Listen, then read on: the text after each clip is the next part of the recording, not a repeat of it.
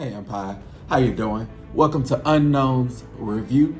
This week we're taking care of AEW Dynamite. This is the Fallout show to All In this past weekend.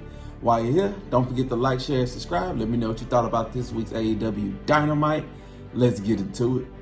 So AEW really got started proper with some new music, and we got a returning Jon Moxley to AEW television. And the announcers was making it seem like he cut the line. They wasn't expecting him to come out. So he came to the ring. Tony Schiavone met him in the ring, asking him how he doing, how you feeling. Jon Moxley got a new look, a new presentation, a new demeanor. This man looked like an absolute killer in that ring. But he was short, sweet, to the point. He ain't waste no time. He said he ain't doing a lot of talking because he hadn't been doing a lot of talking. He called out Darby Allin. Then he was going to leave. He didn't leave. He looked Schiavone in his eyes and said, "This is not your company, or this company is no longer yours." And then he walked out. So AEW, Jon Moxley returned, call out Darby Allin with the new look presentation. This isn't the last time we see him though, but that's how AEW got started. We got started with a lot of mystery, a lot of animosity, and a lot of confusion. But I'm excited to see what Jon Moxley is gonna do next. Because like I said, this is the last you see of him tonight. But I can tell you that what it is, I think he probably has a problem with Pac essentially taking his spot in the Blackpool Combat Club. Maybe, I don't know, because I didn't ask. But I'm intrigued to see what they make of this. I'm intrigued to see what happens next. Renee was then backstage with the Conglomeration and Hook, and Mark Briscoe then reminded me why he is by far one of my favorite people every time he talk on that mic, because he's just a burst of energy. And this led into the match between Hangman Adam Page and Ishii, and this was between two men who are hard-hitting, who are really in a place right now in their career where they ain't really got time for shit. Now, Ishii never got time for shit. But Hangman Adam Page, since he done been on this Swerve Strickland kick, he dang sure ain't got time for shit. So they started off with exchanging elbows. They was exchanging chops. They were basically just big men, like slapping meat, like no Diddy. Like they were basically just hitting each other for everything until Hangman Adam Page was able to get the momentum, and he hit a DDT on the apron. Ishii tried to fight back after this, even hitting a German suplex and a superplex off the top rope, but that only ended in a near fall. And what that did was give Hangman Adam Page the momentum and the wherewithal to end this match. He hit a German suplex, two lariats. He hit a dead eye, and then he hit his buckshot lariat for the 1-2-3 in the win. And this match was a nice, like I said, hard-hitting match, but this match was more for the aftermath of what happened next than the match itself. So as soon as Hangman Adam Page was able to win, Swerve Strickland music hit, and he made his way down to the ring. If you know the history between these two, then you know why this is such a big deal. Obviously, Swerve Strickland was mad because Hangman Adam Page did go to the ring and cause a kind of mini distraction in the main event of All In. So obviously Swerve is upset. He doesn't have his title anymore. But he came down to the ring and he was being one of the biggest gaslighters in the world, because he told Hangman Page that he feels sorry for him. Along with telling the Cowboy that he felt sorry for him, he told him that he was a failure. He didn't accomplish anything he set out to, because Swerve Strickland still became the AEW champion. He told him that while you were focusing on me, I was focusing on champions. I was getting closer to the goal that you were trying to stop me from, and you got farther away from it. Awful work. Then he also brought up the fact that Hangman Adam Page took an L to keep Swerve from being anywhere near the title, which was dastardly work. Hangman Adam Page was not going to take that shit quietly. He fired back, telling Swerve that he took essentially everything from him, and that you broke into my home. Which he did. He broke into Hangman's home and watched over his child. Like I understand where Hangman is coming from.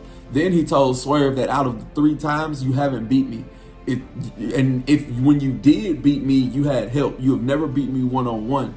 I'm the better wrestler than you. Swerve Strickland then began to continue his gaslighting. He told Hangman that on that day that he pulled up to Hangman's house and sat outside the window and watched Hangman Page walk his pregnant wife down the stairs and take her to the hospital. This man Swerve is a psychopath, but I love it. He my favorite wrestler in AEW. He then challenged Hangman Adam Page to a cage match at All Out. Then he asked Hangman what kind of man he was gonna be, what type of father is he gonna show his kids that he is. Then Hangman just walked off. Like I stated, Swerve Strickland is my favorite wrestler, so it's a little bit of bias to it. But this program is going to be a fantastic one. Great wrestler, great storytelling. This story's been brewing for a little minute, so I can't wait for it. To actually, because this is going to be another match in that chapter. I don't believe it ends here. I believe it's going to kind of keep going for the foreseeable future. But this is one of those feuds that you don't really get tired of, because they don't fight each other every week, but they do stuff to kind of keep the storyline going, and you can't fight it. Jamie Hayter then made her AEW Dynamite return after 15 months from injury, and she beat Harley Cameron in about a couple of minutes. Match was nice. Match was nice just to showcase, Jamie Hayter. She hit those 3 backbreakers. She hit the backbreaker 3 times. I want to say they called it hate break. Then she hit that ripcord clothesline, the Haterade, 1, 2, 3. Even with Saraya on the outside trying to cast distractions, Harley Cameron was not able to beat Jamie Hayter. And this is just a taste of what you're going to get from Jamie Hayter. She's been gone for so long, a part of me kind of forgot what type of wrestler she is.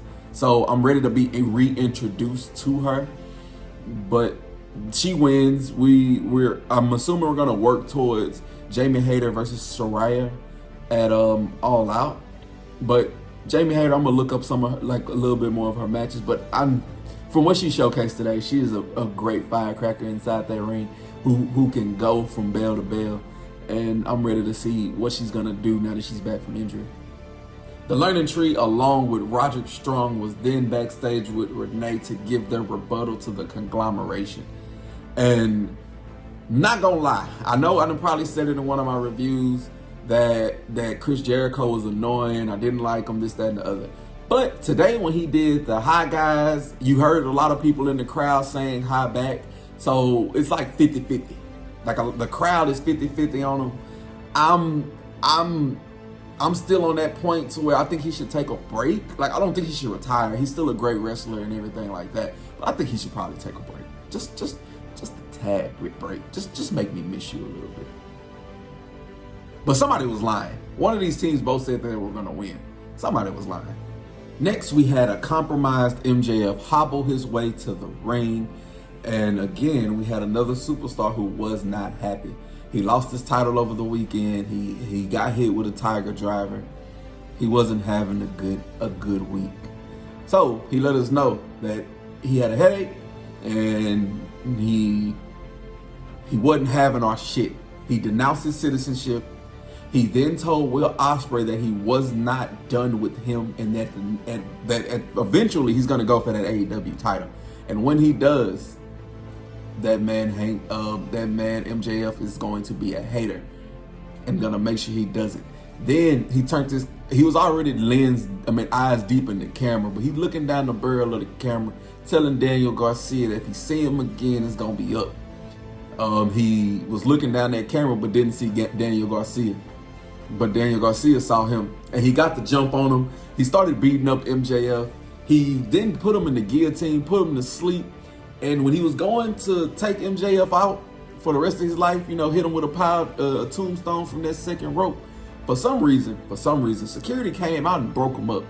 But I don't remember when MJF did that to Daniel Garcia, if the refs came and broke him up. Now, maybe I'm tripping, days didn't pass. I done slept in between now and then.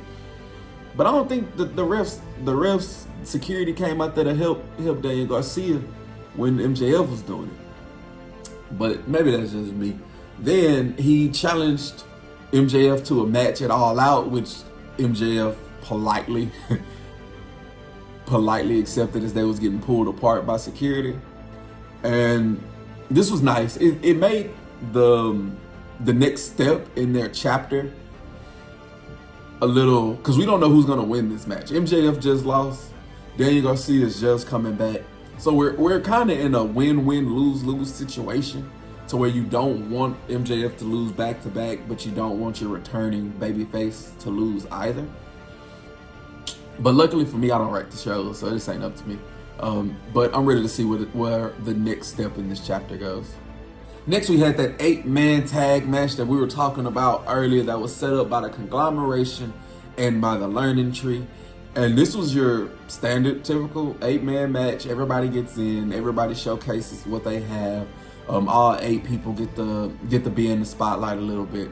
But I do have personal takeaways from it. Number 1, Orange Cassidy with his hands in his pocket is a beautiful offense to see.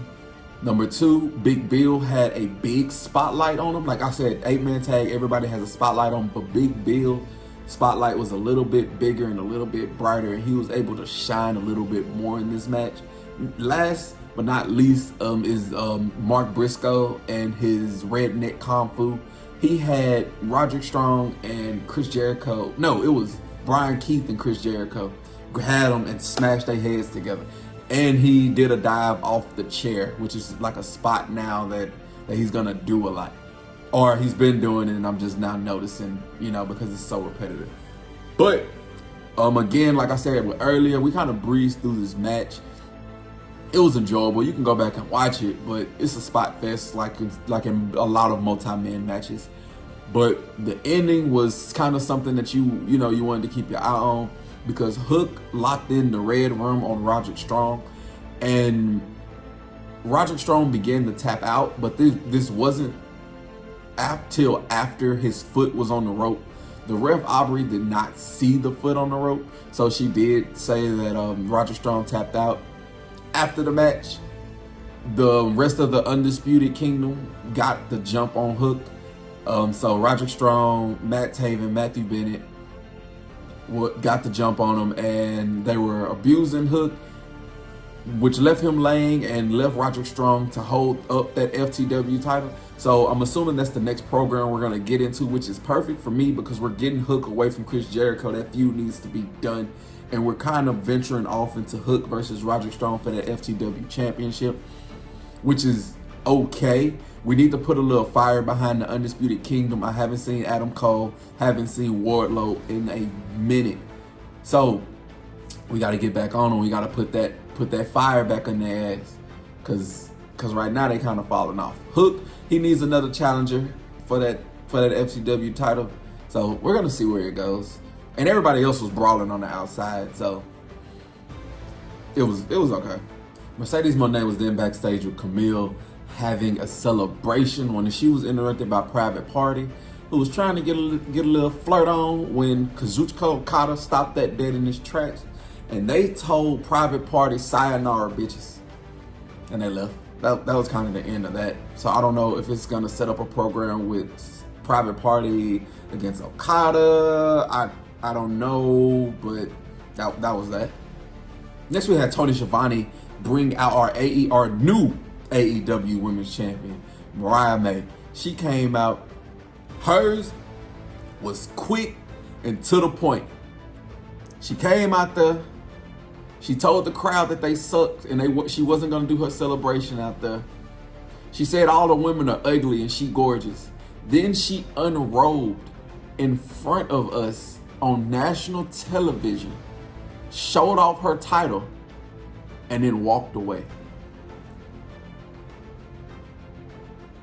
When I tell you that was the best looking title I have ever seen in my life, like that you go watch this, it was like 5-10 seconds. You go watch Mariah May show off her title.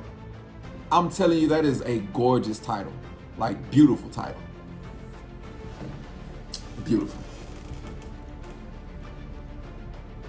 Our main event match for this evening was a 10-15 minute just wrestling savants, wrestling tennis, wrestling poetry between two great people.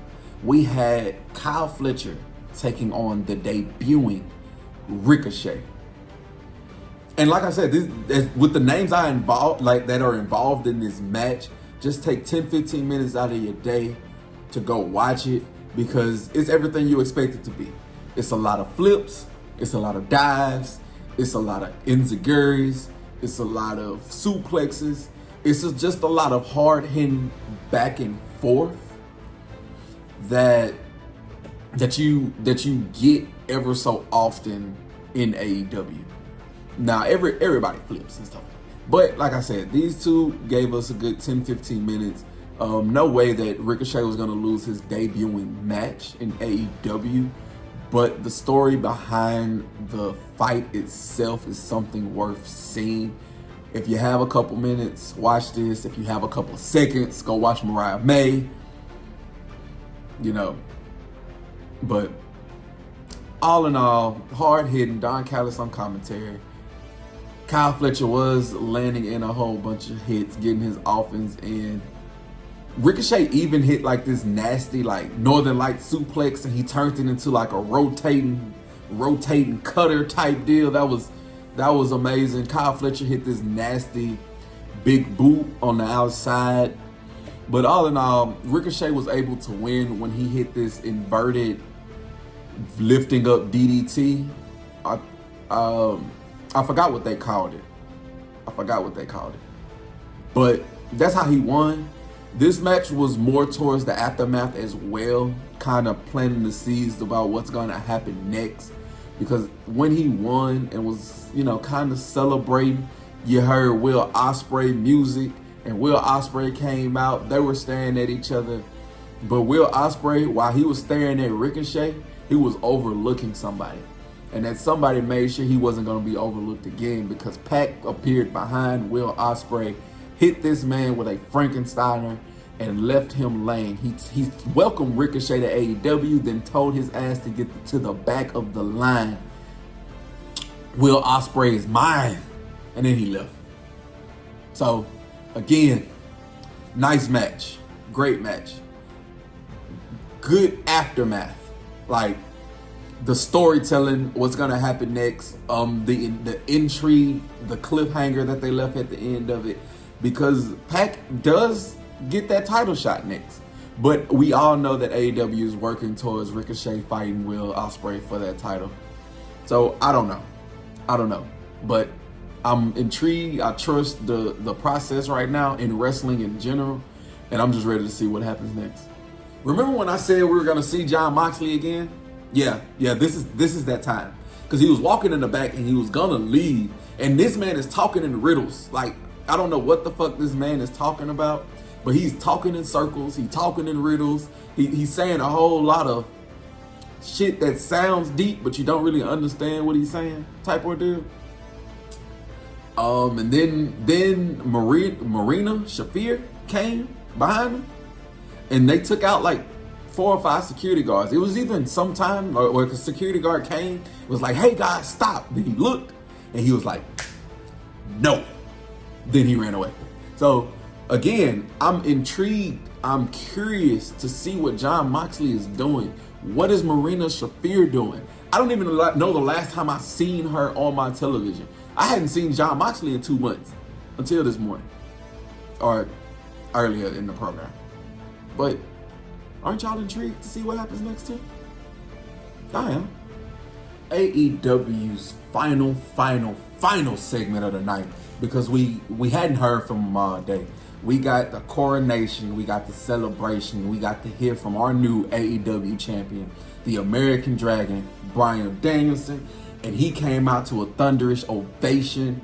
Crowd loves him. I love him. I hate that he took the title from Swerve, because we swerve around here. But Bryan Danielson, I wouldn't be mad. I'm not mad that it's on him, so I'm not gonna complain. He came out, he thanked us, He let us know that it was the happiest day of his life. It was the happiest day of his daughter's life. It even beat out the Peppa Pig ride that she went on earlier that day. So you know how important this was. You know how kids love their Peppa Pig. But he also gave us some insight about what's been going on with him. His contract ended on August 1st. He is going to have neck surgery. He's going to have neck surgery sooner rather than later.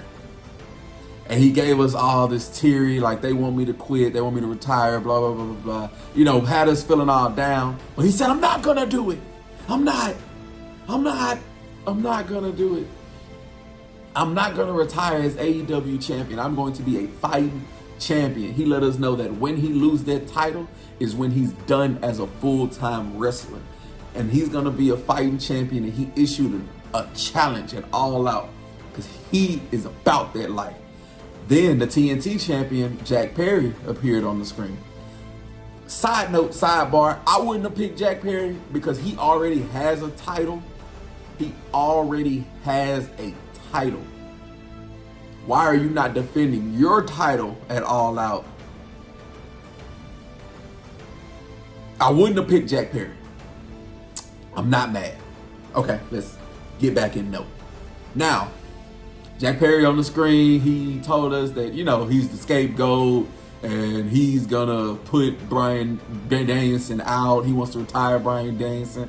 He is going to finish his story, how it started. He let us know that he's been on a mission since he came back. And at the end of his promo on the screen, he says, "It's right. The person that's gonna get your ass right behind you." So he played that video, let it play on the big screen, and was just sitting behind Bryan Danielson until that moment came and told him they was behind him. So they were sitting there watching it together. Jack Perry sitting back there like, I'm gonna wait. All right, I said right behind him. And he left Bryan Danielson laying. So that's how AEW went off air with Jack Perry holding both titles up, which is a nice visual. And that's his first challenger. I don't know when they're gonna get to Christian Cage and Bryan Danielson, but that's the first challenger for Bryan, and I'm not mad at it. Like I said, I'm ready for him to get this title run going. He's going on a farewell tour. John Cena going on a farewell tour. So these are two of the greatest wrestlers to step foot in this ring. They're the greatest for two different reasons. But Bryan Danielson, Jack Perry, All Out, a week from this Saturday. You gotta love it. This AEW Dynamite was a nice AEW Dynamite. I really enjoyed it.